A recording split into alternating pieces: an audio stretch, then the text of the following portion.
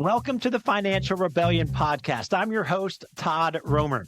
We started this podcast for two specific reasons. Number one, we've been helping thousands of people across the country through the speaking tour and the Financial Rebellion newsletter, how to rebel against traditional financial norms that are not working. We teach money way differently, how to dream differently, how to overcome limiting beliefs about yourself and money, how to save and spend money differently to create less stress and increase that control that you desire. And we teach how to create significant wealth over time by learning more about investing and so much more. Some of our guests come on and show you what their side hustle is about, how they're creating additional income, and even turning those side hustles into legit businesses. And we have other expert guests that are teaching money the Financial Rebellion way, like we do too. The second reason we started the podcast is we're big fans of credit unions. And there are millions of people across the country that are still unsure about what the difference between a credit union and a bank actually is. Well, when you actually manage and do money the Financial Rebellion way, it lines up beautifully with being a member of a credit union. Now, let's get into this episode of Financial Rebellion. Welcome to this episode of Financial Rebellion. Coming from Columbus, Ohio today is Ida Abdalkhan. And what a story of us re-engaging, right, Ida? And I'm going to welcome you in a second here to the podcast officially. But before we do that, we just want to, again, make our listeners aware, our viewers aware of what we do with Financial Rebellion.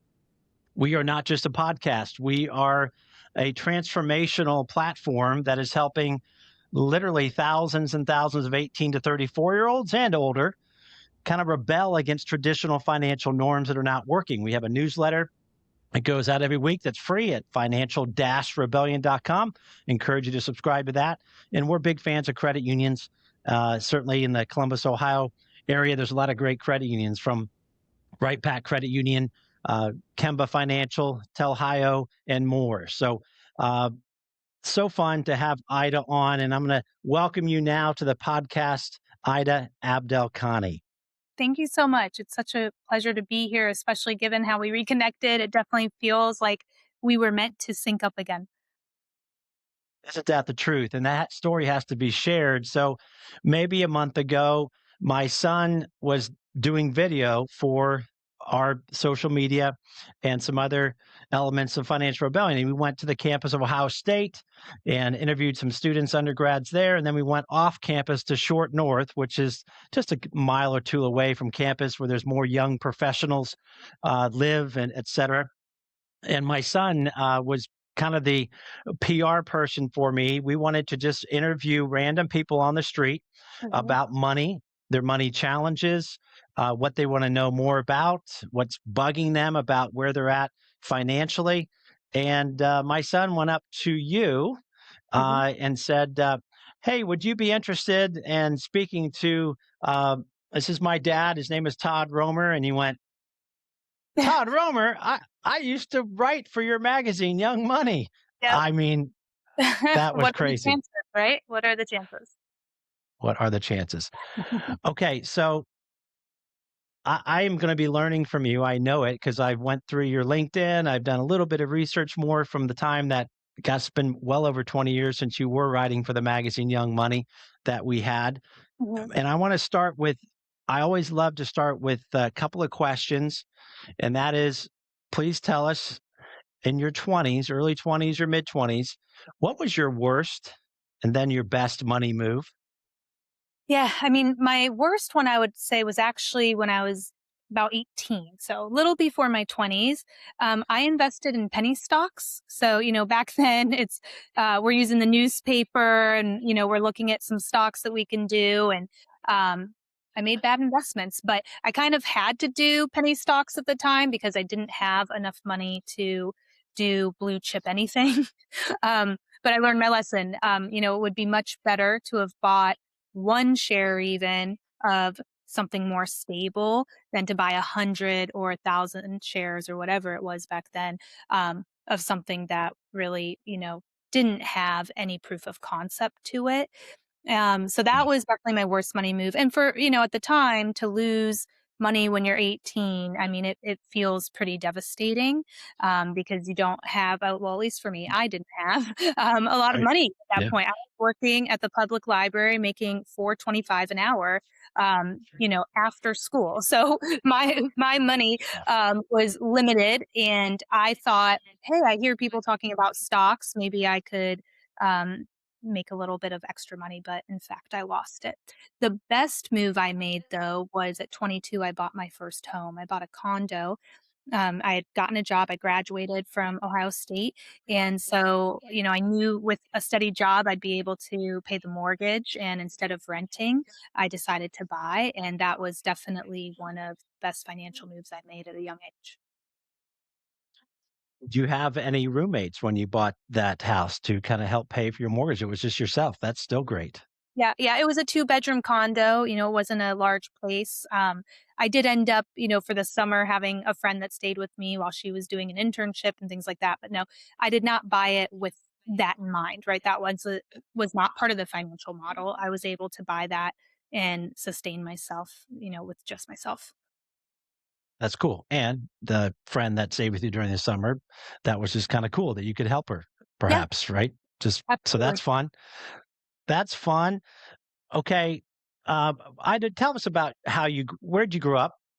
Tell us a little bit Lime about your beginning. Yes, I grew up in Northwest Ohio, Lima, Ohio, very small town. Okay. Had a great upbringing in the sense of, it was a very safe town. Um, and my school was really good. I got a really great education. And then I came to Ohio State. I did both my undergraduate and my graduate studies at Ohio State. So I ended up graduating from Ohio State with 3 degrees, one in communications, one in entrepreneurship, and then an MBA in marketing and strategy. So I went from Lima to Columbus, and then my first job was at Procter Gamble in Cincinnati. So, I kind of stayed in this area of Ohio for a large portion of my life. And that's how we met. You were part of the entrepreneurship club, I believe, or something affiliated to that. And yeah, Ida did some great writing for the magazine Young Money when we had it as a college magazine inserted inside the Lantern, I believe, is the name of the college newspaper at the Ohio State University. Yeah. Okay, so you graduated from Ohio State. I've seen you then went on to work for Procter and Gamble, correct? Yes, I was Big the brand. consumer product giant. Exactly, yes, and I was in, brand management there. So started out as what they call an assistant brand manager and then became a brand manager, so I was managing global brands, had a great experience there, but I did get burnout and felt like maybe there was more to life than working 80 hours a week at a corporation, and so I ended up resigning from P&G, and I went backpacking around the world, and I call that my eat, pray, love stage of life. I went and learned about meditation out in the woods in California. I became a laughter yoga instructor, and I traveled around the world. I bought a one-way ticket and just, had no plan and figured it out as I went, and stayed uh, overseas until I ran out of money, basically, and I was tired. I was ready for a normal bed. And so that is kind of what actually started my entrepreneurial trajectory. So leaving corporate America, taking that time off to explore and be creative, really let me know what I wanted to do. So you got back from that hiatus, if you will, and then what did you start from there? You're starting from scratch, if you will. Yes, I did. So when I came back, I started my marketing company, which is called Ability to Engage. We go by A to E. We do consumer research, brand strategy, and innovation. Really, for me, the mission and vision of what we do is to help people feel understood. So we really focus on understanding more deeply what people want, right? Now, on the business side of things, people will call that your consumer, your audience, your target market. The end of the day, they're humans, right? It's just understanding human behavior, human psychology, Yeah. and really getting to the heart of what drives decisions. So, for instance, why are you paying more money to buy that Starbucks coffee instead of going to Dunkin' Donuts? Like, what drives that decision? And it's almost always going to be something that's on a deeper emotional level subconsciously for many, consciously for some, um, in terms of what drives you there, right? It's not always just going to be, oh, it's just tastes better. It's going to more likely be something like, well, they know my name. They say hi to me, right? There's, a relationship aspect, let's say, as an example for that one. So that's what really inspired me to start Ability to Engage was while I was traveling around the world. I was watching people shop because I was going into, all these different countries and there were lots of things I could do as a tourist. But what I wanted to do was go to the grocery store. I wanted to watch people shop. And what I learned from that experience is that we are way more alike than we are different. We're fundamentally driven by a lot of the same core values. And so that's what I wanted to bring back to starting a business was how could I do something within brand and marketing, what I was trained in, but somehow do it differently. And for me, that was the insight is stop trying to prove how different people are and communicating to them through that lens. Let's actually figure out what this core value is that this audience has and connect to them through that. And so that's what we started doing and ended up working for large corporations. So P&G's been a client before, Pepsi, L'Oreal, basically things that you could find in a grocery store or a Target, or a CVS. And I've been doing that 14 years. So that has been, quite the journey from just a little idea that I had for myself to just keep going, and not have to go back to corporate. And it ended up being, a business that has sustained me for over a decade. So you were not just a secret shopper, you were a secret shopper watcher. Yeah, yeah, true. In different languages, How fun right? is that? Yeah, Right. And you're hitting on a lot of commonalities when it comes to money and why we have financial rebellion and how emotions and how we choose to spend money, how we choose to believe things about money that's not maybe true or ourselves. There's a lot going on up here, right? yeah, Between the ears that is super relatable to what you're doing too, and what our mission is to help people kind of unravel those uh, reasons why they do things and go toward a bigger dream and a yes, bigger goal. So we could talk forever on dopamine and oxytocin and all that, right? When it that, comes to consumer behavior, we yeah, don't have the time for that, but it's perfect. Okay, so I'm going to read off some of your titles, which I love that you are mhm, Chief Energy Officer at Unlost yeah. and can be found at, I think, beunlost.com. So I love that. Chief Energy Officer, Chief Catalyzer at Ability to Engage. And you wrote under being a chief energy officer of Unlost, which I'm going to ask you about. You say, quote, is for overachievers and high performers tired of anxiety as their fuel.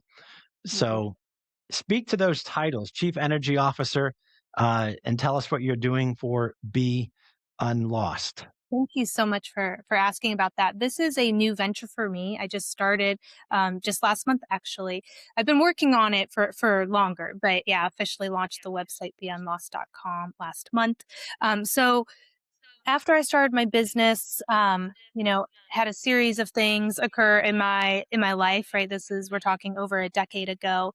I ended up going through a major life transition and ended up leaving a relationship that I was in for 12 years. And that was a pretty big move that was unplanned, unforeseen. And so it really kind of shook up my life. With that, I started asking myself a lot of questions. So similar to what I did when I left P&G, I went on a journey of self-discovery. This time it looked different. I didn't go backpacking around the world. It just wasn't I guess the aligned thing for me at the time. Um, but I went very introspective. I did 5 days of silence. Literally no music, no TV, no digital, nothing. Like just me for 5 days, and no noise and no alcohol and no, caffeine and sugar and those types of things. And I just journaled, and I tried to really figure out what it was that drove me because even though I loved and still love the marketing work, I had ended up in a position where I felt like there was more to life and I, didn't have the satisfaction and fulfillment that I thought that I would have. And this happened around 40, 41 years old. So just asking myself like a lot of life questions. How did I end up here? I thought I did everything right.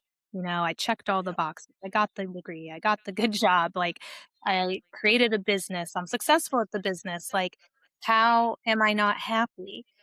And so that led me to really looking at myself and how I made the decisions that I made. And even though I would say I am a deep thinker, um, I never questioned frameworks very much, right? So I would think within the framework someone provided, within the framework society provided, and I never questioned the actual framework. So what I mean by that is, for example, you get a degree, you get a good job, right? Like you follow the path, the framework that society has told you is the formula to be successful.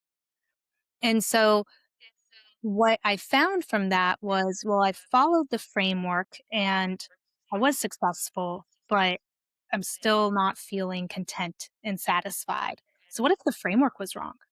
Like if I did all the things correct, but yet I didn't end up with the output that I thought, maybe there's something with the framework that isn't aligned for me. And so through that process, I started realizing how much of my life was driven by performing and proving, like a need and a desire for acceptance from society, that as if my worth was based on having a good job, good as defined by other people, right? Like working for a company that people know or having some type of success or award that I could point to as an entrepreneur. That doesn't define who I am. Now I can say that.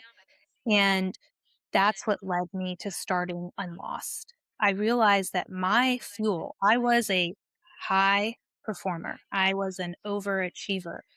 I still am a high performer and an overachiever, but I changed the fuel. So the engine's the same, but the fuel that I put in is different because before, without realizing it, I mean, look, I'm certified in laughter yoga and was teaching people how to laugh as an exercise. Most people would never say, Ida's an anxious person. And I certainly did not identify as an anxious person. But when I look back at what drove me, it was fear. It was anxiety because who am I if I don't have those things, right? Like how do people think about me if I don't have a title, right? If I don't have a lot of these things on a resume. And so really that is being driven by fear or anxiety or worry. And so Yeah. I worked on my fuel transforming into love. And what I mean by that is love for myself. If I focus on my fuel being love for who I am, me accepting myself, me living into my gifts, then all of the outcomes will be there and they'll be there tenfold, right? Because the fuel is more efficient. The fuel is a better match for me. And so I did that work on myself for about 2 years. Then I started doing it with people. I came up with kind of my own framework around how you can transform yourself. And I call it a transformational leadership program because you have to lead yourself before you can lead other people. I got into energy work, and things that we can't see. I also believe in that very much. I do believe that the universe is working in full support of us at all times. And through all of that self exploration for myself, and then starting to do that work with other people and betaing it and seeing their results, that led me to launching a new business, which is Unlost. Love what you're doing, number one. Such a need, right? Such a need. I'm gonna go with 99% because it's not fun to say everybody or always or never, those tough 2 words, like, uh, but 99% of humanity struggles at some point, especially in those younger years of trying to, uh, I fell into that because I'm normal too. But what am I doing to maybe impress other people, right? Mhm. But that was taken away long ago. Yeah. But you have such a gift, I can tell, and kind of knew of your high energy, high performance even back in college. So it Okay. doesn't surprise me that you still have the high performer in you. But I love what you said when it came to you just changed the fuel. Yeah. Yeah. Yeah. And It's still the same chassis, right? Like it's still, in terms of like, of nature, right? Like I'm fundamentally still the same motivated person. I've just changed what like gives the fire to the motivation. yeah. So this is a side note, but Mhm. we are moving forward with Financial Rebellion in a few months to create what's called, we don't know the final name yet, Financial Rebellion Inner Circle, where Okay. there's going to be additional coaching for Mm, not just helping people become less stressed about money, which we do, increase their financial confidence, which we do, help them to create wealth through learning about investing better and safer, which we do. mhm. But the real mission of Financial Rebellion, which is kind of aligned with what you do, is to help people get to a point where they can go, okay, I'm on a path financially. That's one spoke of the wheel of my life. Yeah. And now, where's my purpose? Where's my meaning to impact either my current family or future family or just individual, whatever? Where's more of my purpose instead of having money be the ongoing struggle for decades? Yes. I And love that. so you could, and we're looking for about 5 people in different categories that's not completely related to money, but always kind of ties back. So Yeah. maybe we'll have to talk about that off air. Would do So, that. okay, so what are you finding when it comes to you've been at this for a month?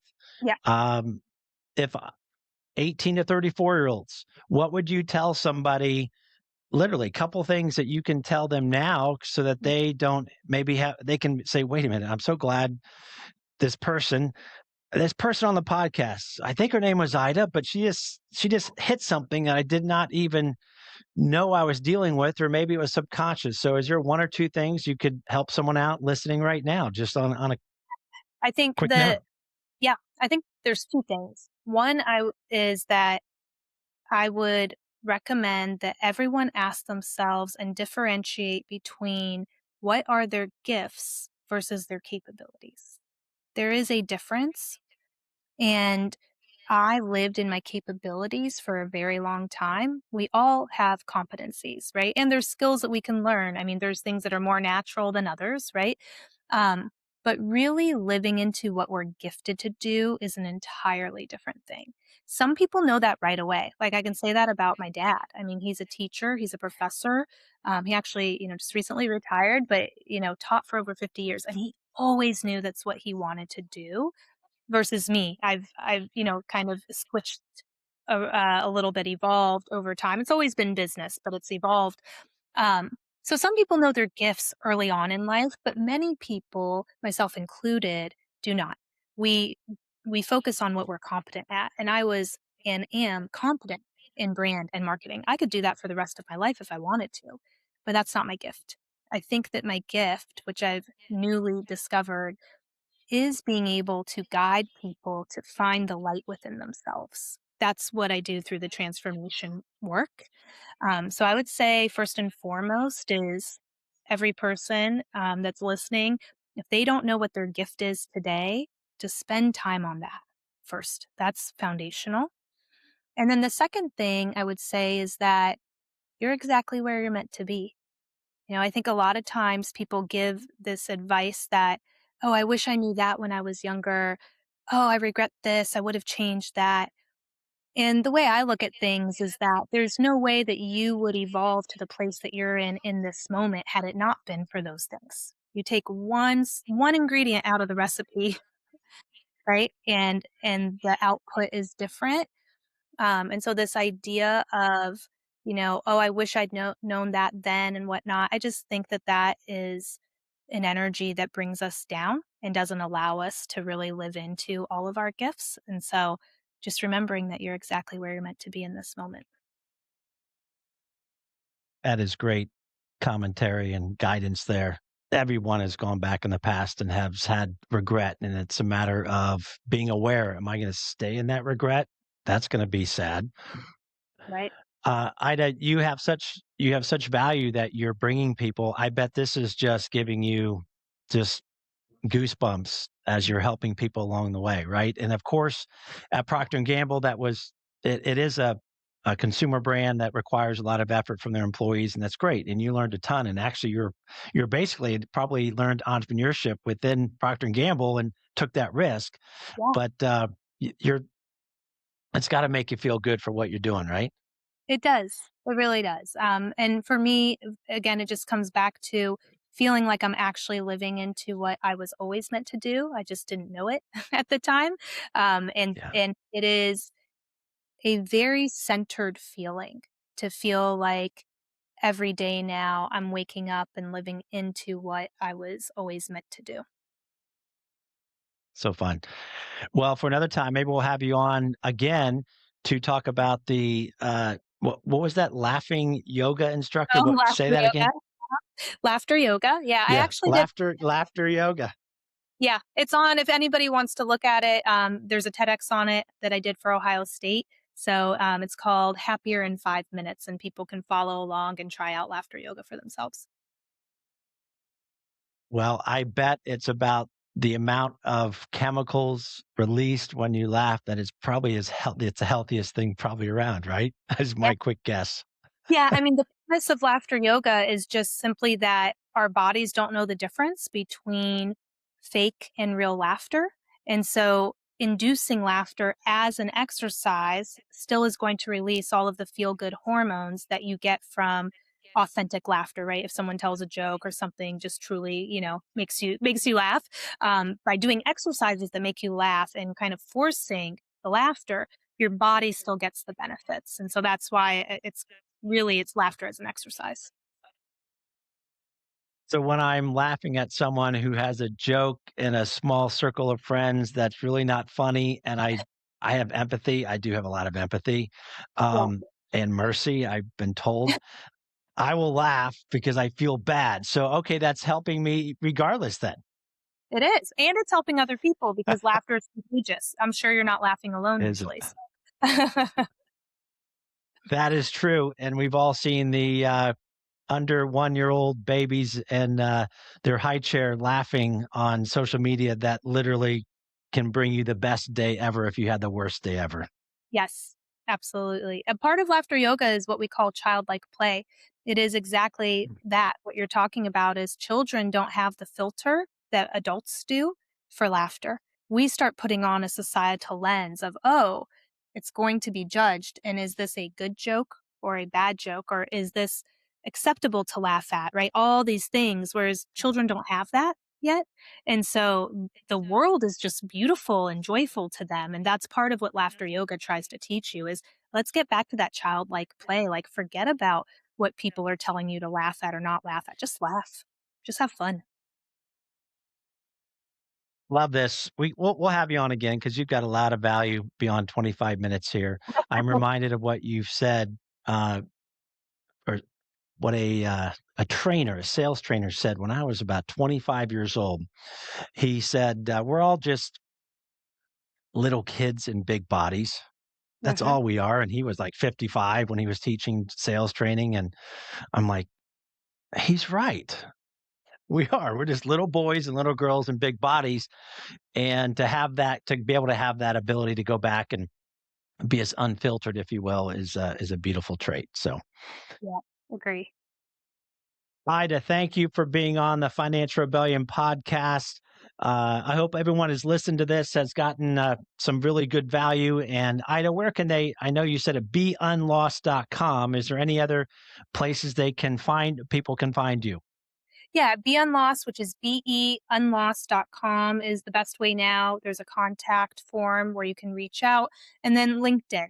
So I'm sure my name will probably be in the notes that you put out. My name is a little bit longer and not so easy to spell if you've never heard it, but you can also find me on LinkedIn.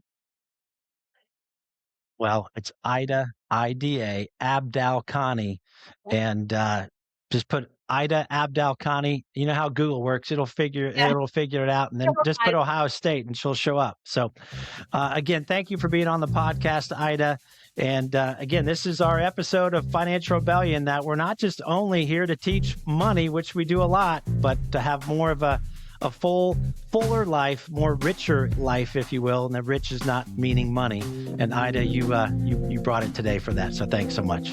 Thank you so much for having me. It was a delight.